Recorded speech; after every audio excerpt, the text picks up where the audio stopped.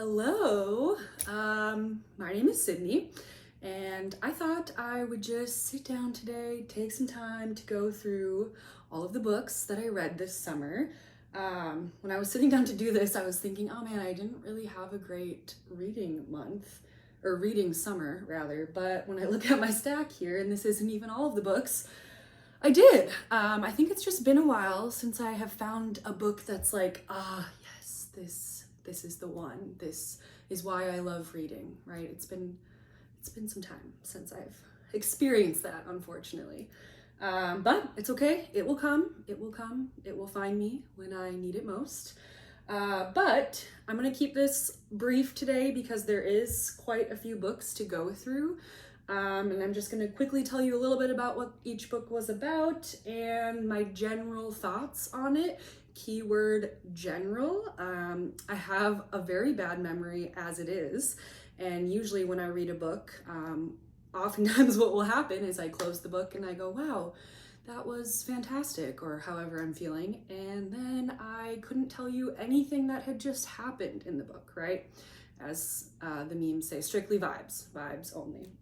So I don't have high hopes for me remembering a lot of the information in this book, but I should remember how it made me feel, which is what really matters. And if I really do remember a book, then that's a good sign for it. So without further ado, I'm just gonna jump right in here and I'm gonna try to keep it brief because I'm a rambler. All right, forgot to put the glasses on. Everything is clearer, better. So, the first book that I finished this summer, and when I say summer, I'm kind of thinking like Memorial Day to Labor Day, was How to Live, What to Do by Josh Cohen. The subtitle here is In Search of Ourselves in Life and Literature. I picked this book up because I am opening a bookshop and I'm always looking for books and essays talking about the power of literature and the necessity of literature. That's something that I am always trying to put better words to. I think people ask me a lot, like, oh, you're opening a bookstore. Why? You know, there's always that question. And I'm always looking for ways to help me explain even better than I currently do. And I thought that that's what this book would do for me. This is kind of a long book, right? And I'm a believer in quitting a book when it's not doing it for you. But for some reason, I didn't quit this book, and I should have. This book really put me into a reading slump at the beginning of summer. Essentially, what it is Josh Cohen here is a psychoanalyst, and he's kind of going through different pieces of literature that he has read and enjoyed in his life and pairing them with some very vague, general ideas in psychoanalysis. So the premise of this was interesting to me, right? I'm interested in psychology and psychoanalysis, as they call it. And obviously interested in literature, but unfortunately, this was just really boring and read kind of like a, yes, remember this book? Yes, wasn't that a good one? Remember how that character felt sad? We all feel sad. Okay, so that's maybe not a very fair way to describe it. There's a lot of words in here, but overall, that's kind of how it felt. I'm not sure if I just picked this up at the wrong time, but didn't do it for me. Wouldn't necessarily recommend it to the average reader. That being said, cover is gorgeous, right? Super beautiful, but no. Okay, this next book I'm so excited about. I've been raving about it all summer, and to anybody who will listen, if you're a friend of mine, you already know, or you've probably already read it, let's be real. And that is John Green's The Anthropocene Reviewed. So don't let the title of this one scare you off. Big word, right? Anthropocene. I had no idea what that meant before I started reading this book. Fear not, in the introduction, he gives you a nice little easy explanation. But basically the Anthropocene is just this period of time where the planet has been human-centered, right? Where we have been the primary change to the planet. and the cause of changes to the planet. So that's the Anthropocene, and as it says, John Green is reviewing this period of time. So in this book, what he does is kind of go through and pick out some very specific slices of life, some topics and ideas that are near and dear to him, and he essentially writes a review for these things. So just to give you a sense of some of the topics in this book, there's a chapter on Diet Dr. Pepper. If you're a John Green fan, you get that one. There's a chapter on sunsets, which is just heart-wrenching. There's a chapter on the academic decathlon, on Super Mario Kart, on the song Auld Lang Syne, which was also a very touching chapter. There's a chapter on the Nathan's famous hot dog eating contest and the Indy 500, right? So all of these topics that maybe at first glance I thought like, oh, I'm not super interested in that, right? Or, oh, I don't really need to know about that.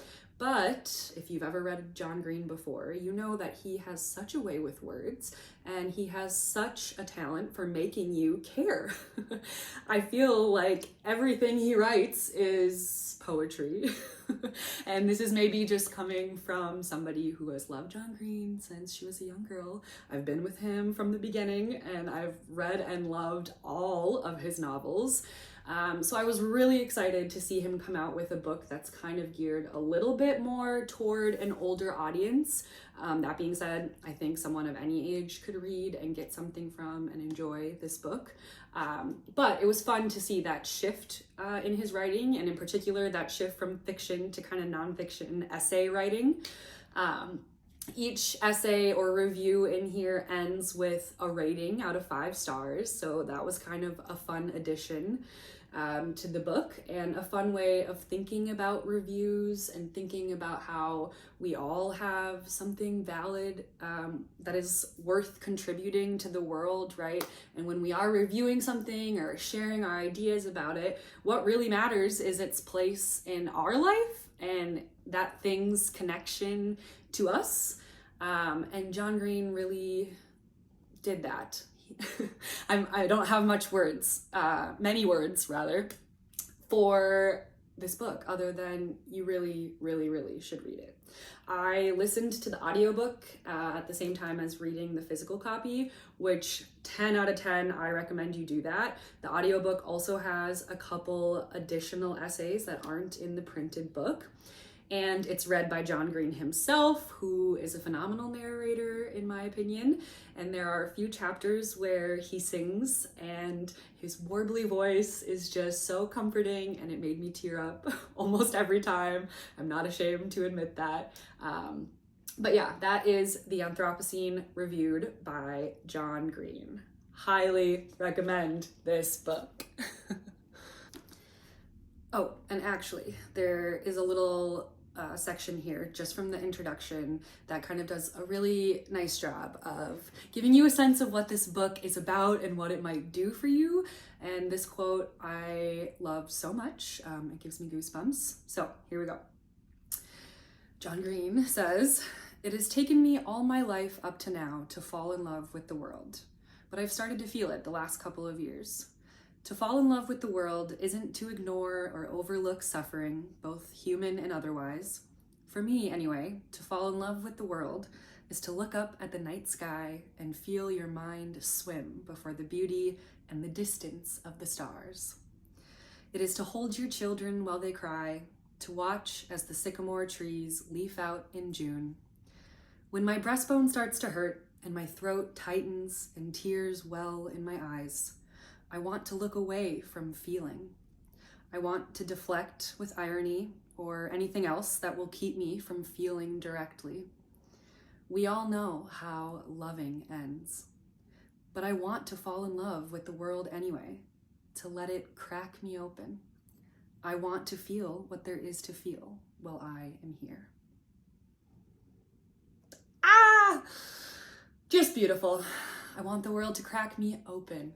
I love that sentiment, and it's so true.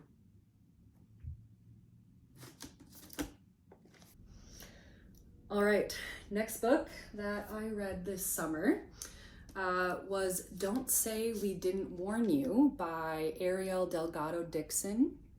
I believe this is this author's debut novel. Let me check. Yes, this was her first novel, and I actually read this for the Sunny's Book Club. CJ Reads on YouTube here. She hosts a book club through her book truck, Sunny's, which I am absolutely obsessed with. She is killing it, and she is a huge inspiration for me in starting my own bookshop and kind of going after that dream. Watching her do that with her truck and all of her incredible programming and the merch that she's releasing. Oh. Anyway, big inspiration. If you don't already know her or watch her, please check her out. I'm sure you do, but Instagram, YouTube, she's incredible. So that's CJ Reads and Sunny's Book Truck. Anyway, that's who brought me to this book, Don't Say We Didn't Warn You. I'll be honest in saying that I don't remember a ton of this book. However, I do remember the very deeply unsettled feeling that I had while I was reading it, which is a pro. This book was very atmospheric, very moody. It follows two sisters who have grown up in kind of a traumatic environment. Their father left them when they were young. Their mother was kind of in and out of the house, not extremely attentive or parental toward them. And these two sisters were kind of left to take care of each other or to torment each other, if you will. And one of the sisters in particular is very disturbing. I guess you could argue that they both are in their own ways, but one of them is very outwardly disturbing. There's some animal cruelty in this book, so if that's something that really bothers you, just a heads up. It really bothers me, but it really kind of helped add to this very unsettling feeling that the book gave. And both of these sisters end up being sent away to this camp in the wilderness for troubled girls. And it kind of talks about that experience briefly and how that experience was actually ultimately more harmful and traumatic for these girls. And the other younger sister is just this manipulative, terrifying force that the older sister has to deal with throughout her life. But ultimately, it really is a story about sisterhood and the kind of connection that brings, and especially the kind of connection that comes from sharing some of these traumatic experiences. But overall, I don't have a ton to say about this book other than I do recommend it. It's a slightly psychological, thrillery.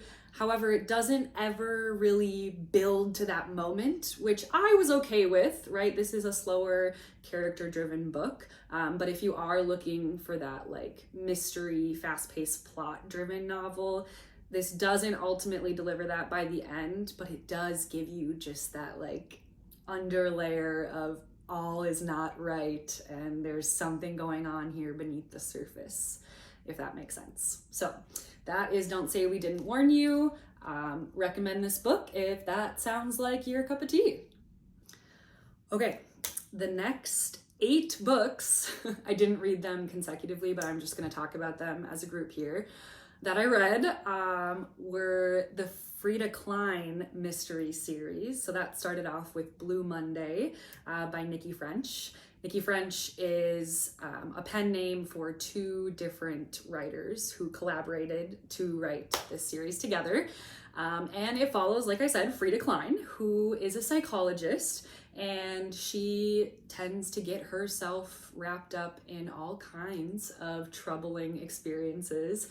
But in particular, she finds herself consulting with the police force on a very upsetting crime. And the series just kind of follows her as that sort of takes over her life, and her involvement in some of these investigations and consultations slowly becomes her life and threatens her life. So I'm not going to talk about it too much because, like I said, it's an 8-book series. If you like mysteries, I recommend this series. I'm a big Agatha Christie fan. Thank you, Grandma, for getting me hooked on her back in the day. And in a similar vein, these books aren't too gruesome, aren't too under your skin. They're not gory or anything like that. There is some of that element that maybe Agatha Christie novels don't have, but it just follows this independent woman who really doesn't give a fuck about what anyone has to say about her and is there to kind of do a job and do a job right. Oh, this fly, I swear to God. Anyway, so that's Frieda Klein. I raced through this series. I listened to them all on audiobook, which I do recommend. The audio narrator, I think her name is Beth Chalmers. If that's wrong, I'll insert that right here. But she did a fantastic job. She narrated all 8 books. And I highly recommend it if you're looking for something fun. I hadn't read a series in a really long time, and so it was kind of fun to stick with the same group of characters over the course of 8 books. That's not something that I do very often anymore. So that element was fun too, but it was just a good, captivating mystery series that I really enjoyed working my way through this summer. My grandma actually just picked up the first in that series, so hopefully she will enjoy it as much as I did, being a mystery lover herself. So that's the Frieda Klein series, 8 books, like I said, and I think that's all I have to say about that one. The next book that I read this summer, finally, was The House in the Cerulean Sea by T.J. Klune. This book I picked up on Independent Bookstore Day this year when I went to go visit my friend Nick at Cream and Amber in Hopkins, Minnesota. And I asked him, okay, what book should I buy today? I'm gonna let you choose. And he shoved this book into my hands and pointed out the little blurb at the top here from V.E. Schwab, where it says that this book is like being wrapped up in a big gay blanket. And he said, that's exactly how it feels. And I said, okay, and bought it. For some reason, I had like a mental block about this book and had been avoiding reading it. I had kept seeing it pop up and seeing so many people that I know reading it and loving it, but I was like, no, that book just isn't for me. And I'll be honest, it could be because of the cover. This cover isn't a cover for me. But I am so glad that Nick told me to read it and that I listened, because I loved this book like so many people told me I would. This book essentially follows this man named Linus Baker, and he is a caseworker for the department in charge of magical youth.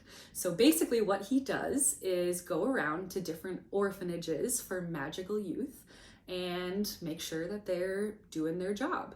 And he's a very by the book kind of guy, and doesn't really maybe stop and reflect so much on his by the bookness until he gets sent on this special mission to go to an orphanage on an island that is run by Arthur Parnassus.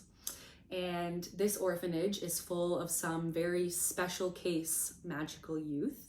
And Linus, while he's there, kind of slowly discovers a family of his own, a family that he had really been missing. And this book is hilarious. It is heartwarming. It's a love story. It's a found family story. It's got a little bit of that magical element. My favorite of the magical youth on the island is probably the character of Lucy. I won't spoil anything, but if you've read this book or if you do pick it up, Lucy is just absolutely hilarious.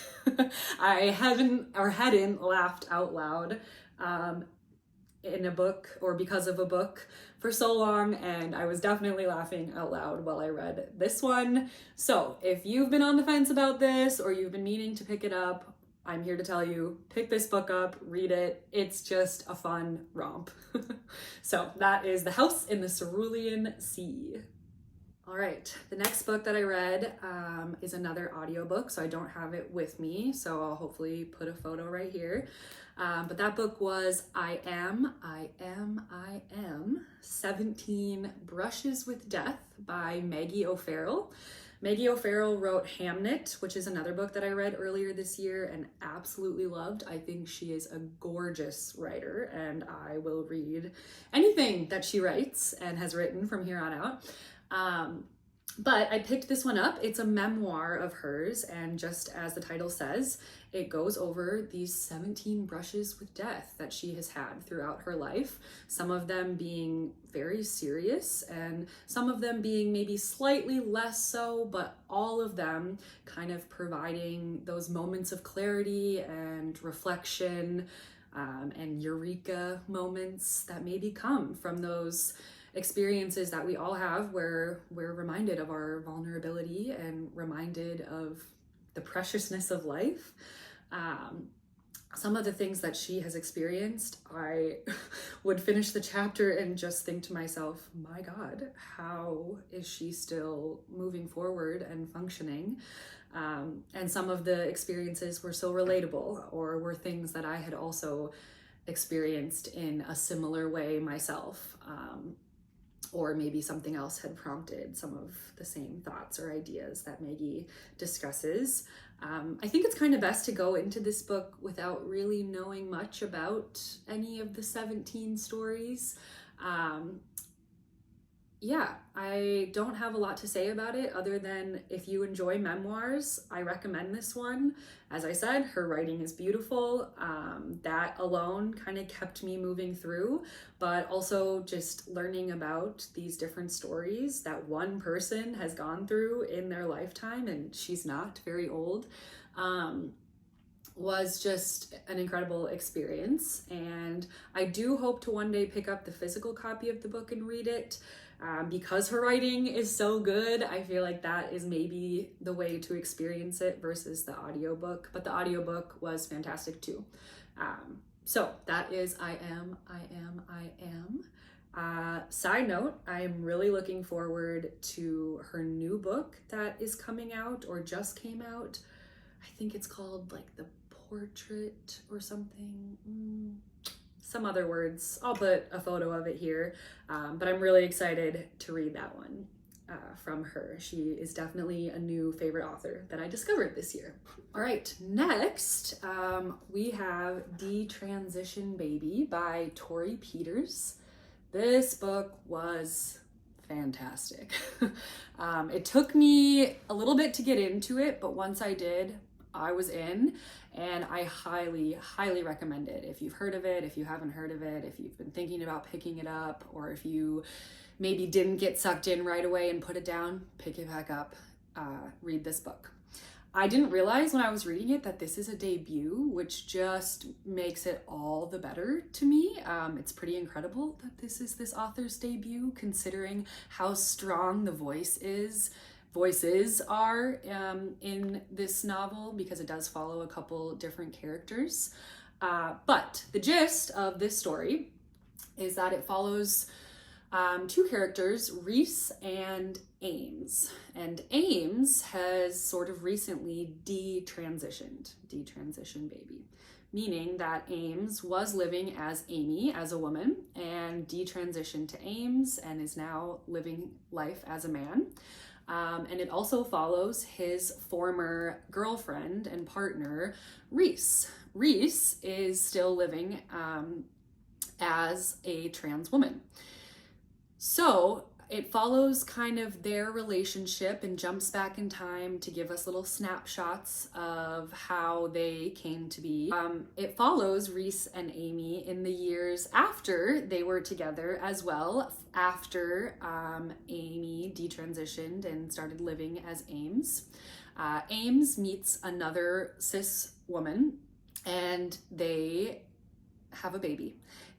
Or are about to have a baby rather, and they are trying to figure out if that's something that they can do. And in particular, Ames is kind of grappling with the idea of womanhood, of manhood, the thought that Ames might become a father and what that label would mean for him and for his identity.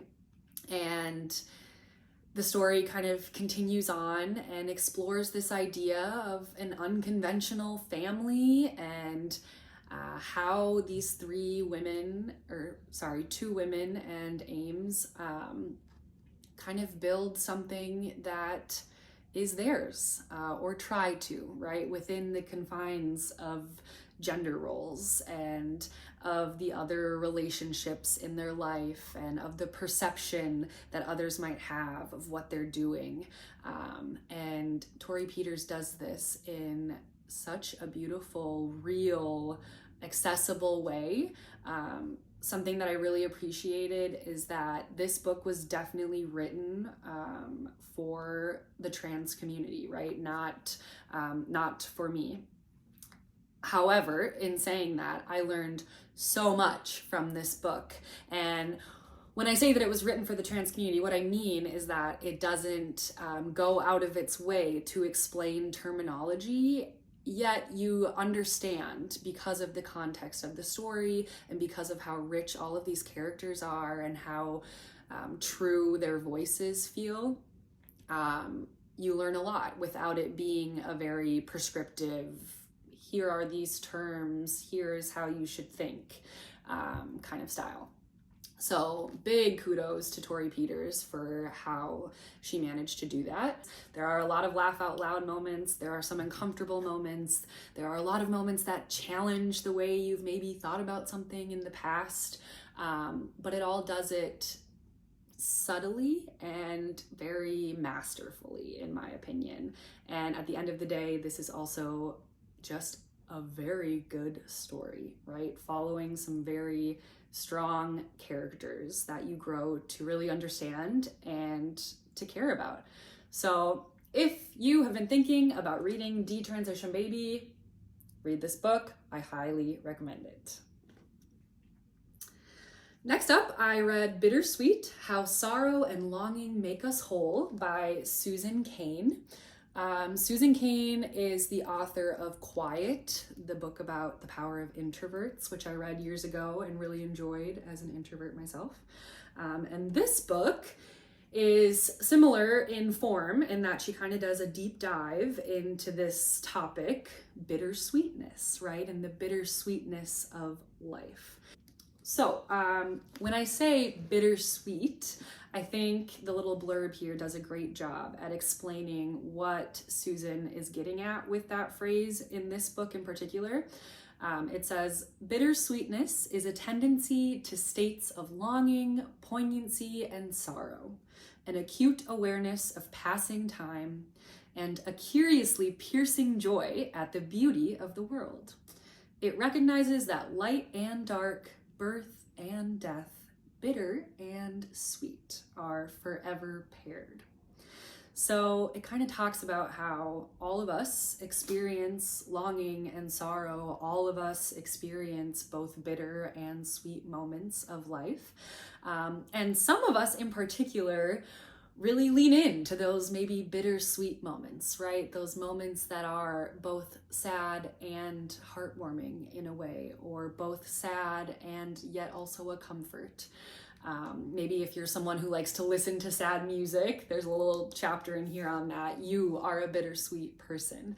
I read this book because two of my good friends were raving about it, and because I wanted to hear what Susan had to say about how sorrow and longing make us whole, as she said. I lost my dad suddenly 2 years ago, and that's a question that I have been grappling with ever since, right? What do I do with this pain, with this sorrow, with this longing?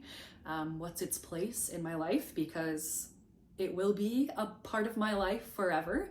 And this book was just kind of a fun, I'm not sure if that's the right word, but a good little discussion on how I can lean in to those parts of my personality. I think it really kind of shows us how recognizing the bittersweetness and recognizing that we all have those moments and kind of leaning into that pain is what can ultimately lead us to deeper connections with others, can lead us to deeper creative work, can just kind of provide those moments of clarity in ways that we wouldn't be able to access if we just closed ourselves off to those bittersweet parts of life. It kind of reminds me of the John Green quote that I read about letting yourself be cracked open, letting the world crack you open, and allowing that vulnerability to come in, because the fruits of it are so much greater, right, than the pain. But both are important. So that was maybe a little bit of a ramble, but this is a kind of like a big idea book about this concept of bittersweetness. I'm definitely a bittersweet bitch, if you will. There's a little quiz at the beginning of the book that helps you figure out how bittersweet you are, and I scored a very high score. But if you liked her previous work, Quiet, I think you'll like this one too.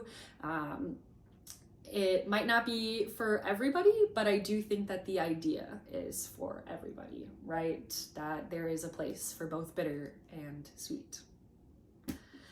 Next, we have one of the only romances that I read this summer, which was 7 Days in June by Tia Williams. I bought this book last summer and I was so determined to read it in June, and then I didn't, and I was like, okay, I can't read it now, gotta wait till next June. So I did, and I almost didn't read it this June. I read it in like the last days of the month, thank God. But this book was really fun. I am not someone who reads a lot of romance, but I had heard great things about this book in particular, and a friend of mine recommended it, and I picked it up, and I'm so glad I did. So 7 Days in June follows Shane and Eva, and they are both writers. So a book about writers, I'm already there, check. When they were young, Shane and Eva met and spent a wild 7 days together, and then went their separate ways. And we learn more about why that is later on in the book. But of course, these two writers, these two lovers, reconnect as adults at a literary event in New York. And it kind of goes through another 7 days in June with Eva and Shane, and they kind of grapple with what was going on with them when they were younger. Why were they so drawn to each other? What did happen between them? Why did they not see each other or directly communicate with each other for all these years? And why were they feeling what they were feeling now? Something that was kind of fun is that, as I said, they're both writers, and so in their respective works, they both have been writing about the other person over all these years, but nobody knows that. And it's just a fun, steamy, sexy book. And if you like books, like books about writers, if you're looking for a good romance, I really recommend this one. It really drew me in. I did not want to stop reading it.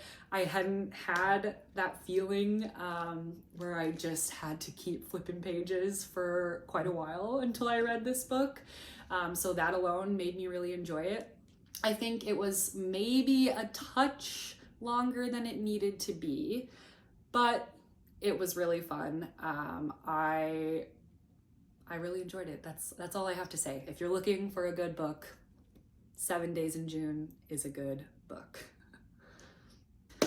Okay, we're getting there, just a few more. The next book that I read this summer was Fake Accounts by Lauren Oyler. This book has horrible reviews on Goodreads, so I was a little unsure what to expect going in, but it's blurbed at the top by Zadie Smith. She wrote, "This novel made me want to retire from contemporary reality. I loved it." So then that was conflicting with the bad reviews on Goodreads. I will say, now that I've read this book, I do understand where some of those reviews are coming from, but I really enjoyed this book. I don't want to tell you too much about the plot because I think it's kind of fun to stumble through this, but the gist is that it follows this young woman, and this woman discovers one night that her boyfriend has been running this like crazy conspiracy theory alt-right account online. And previously, up until this point, her boyfriend has been someone who has made the claim that he's not really online at all, he doesn't participate in any of that dialogue, XYZ. So she's pretty shocked, but not shocked to find this fake account, secret account of her boyfriend's. And she plans to confront him about it. And all of this is happening right as Donald Trump was inaugurated and around the time of the big Women's March in DC. And our narrator attends the march and is kind of thinking about how is she going to confront her boyfriend about what she has discovered. And then something happens. And I'll leave it at that. This book is about a lot of things, and it's very meandering, very stream of consciousness. I think that's maybe why some of the reviews are lower. If that's not your cup of tea, don't read this book. You won't like it. If that is your cup of tea, then I highly recommend it. It is hilarious, and I really enjoyed the meandering thoughts and the seemingly random stories that came up and the kind of poking fun that the author has at that genre just worked really well for me. It did take me quite a while to get through because of that fact, but I think it paid off by the end, and I'm really glad that I read this. So if any of that sounds interesting to you, if you are someone who's open to a character-driven, not much plot, stream of consciousness book, then I do recommend this book. Don't let the Goodreads rating steer you awry. So that is Fake Accounts. Look at that nice holographic cover by Lauren Oyler. All right, next up we have In Praise of Good Bookstores by Jeff Deutsch? Dutch? By Jeff. This book I read, as I have mentioned, because I am opening my own bookshop and I read a lot of books about bookshops and bookstores and the history of bookselling and memoirs of booksellers. That is a genre that I'm very interested in. And this book came out, I believe, this year, so it's pretty new. And it does exactly what it says on the cover.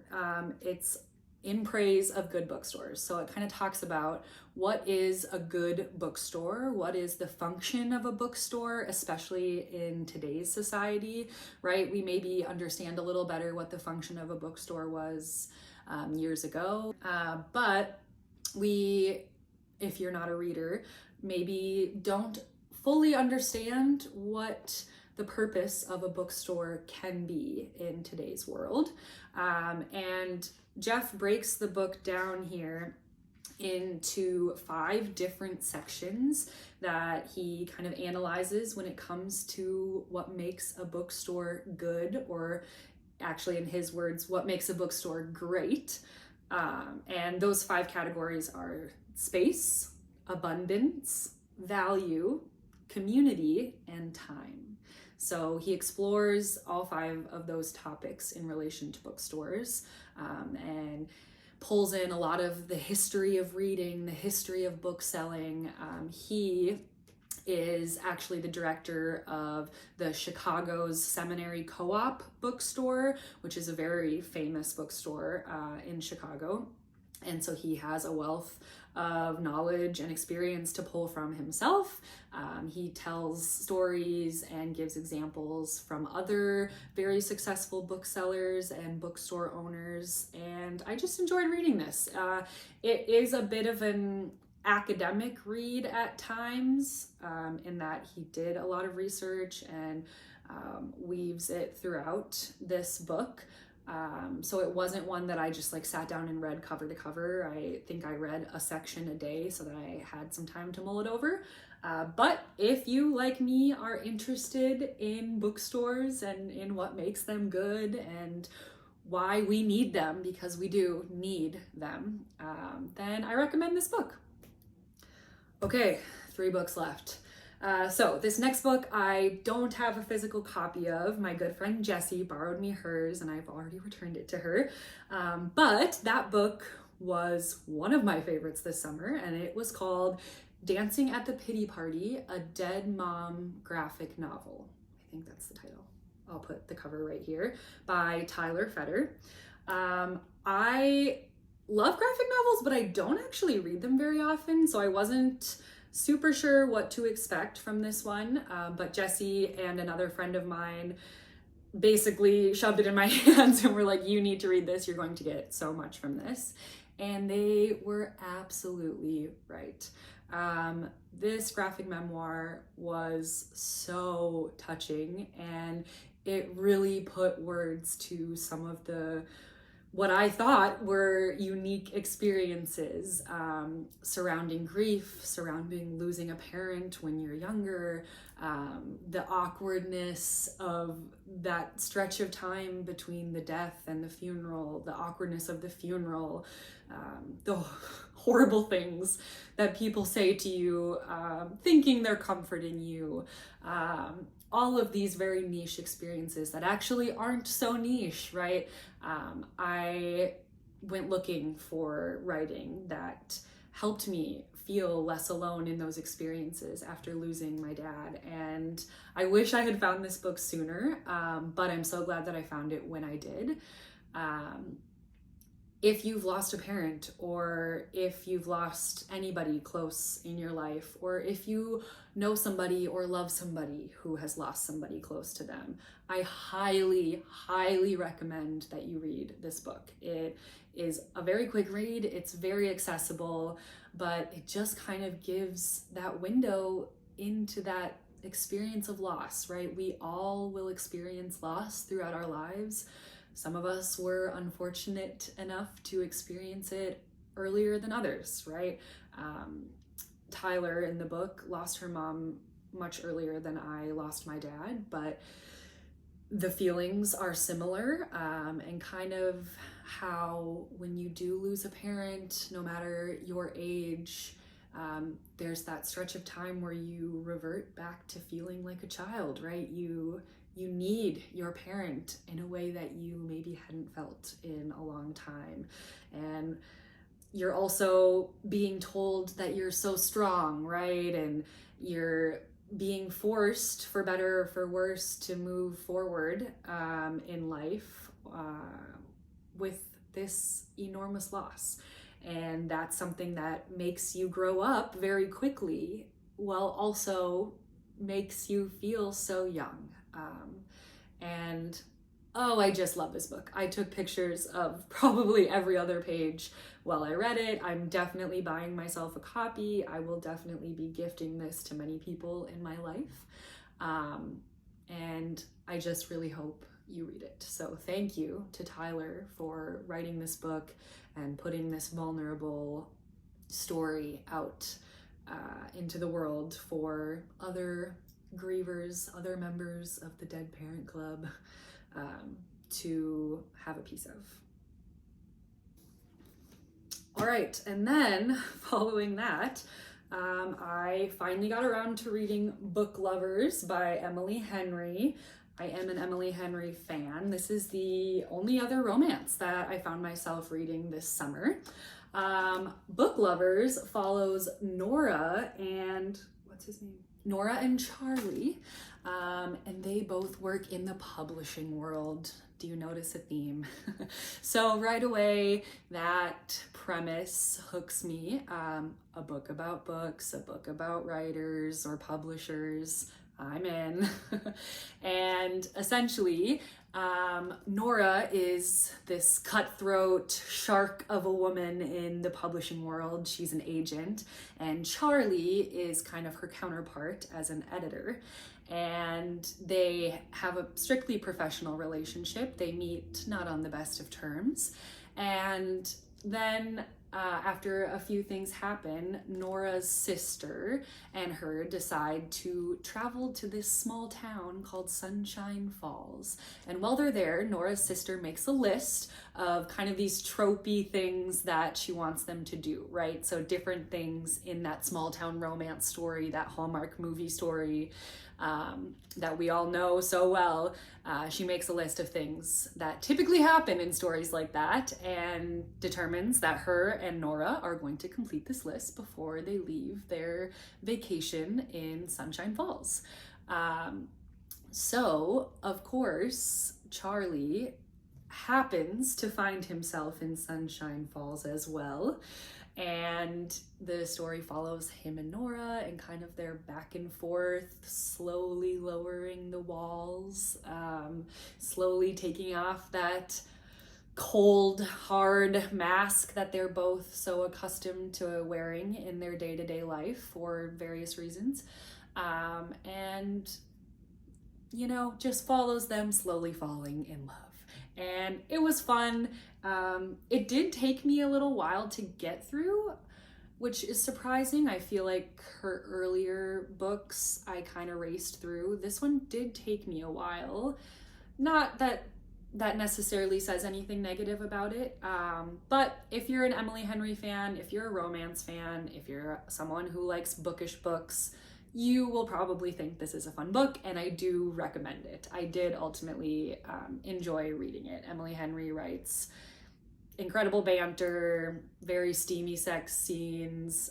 She's a pro at building that tension, and it was just a fun read. So that is Book Lovers by Emily Henry. Okay, finally, the last book I read this summer. I just finished not too long ago, and that is True Biz by Sara Novic. I think that's how you say her last name. I really enjoyed this book.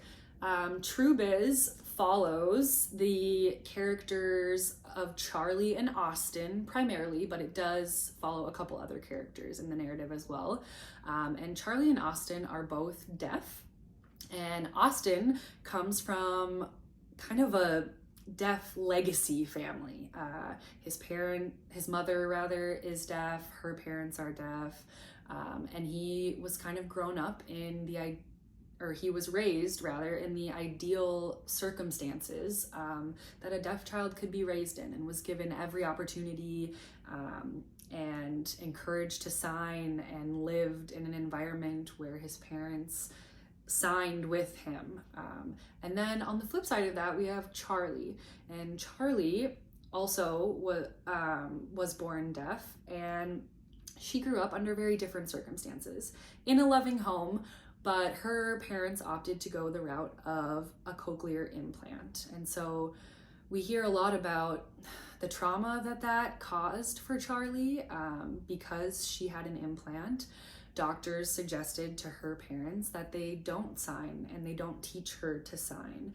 And so Charlie grew up for many years without language, really, and just kind of grasping on to what she could lip read and what she could maybe kind of hear with her implant, because her implant didn't take in the way that it can, supposedly.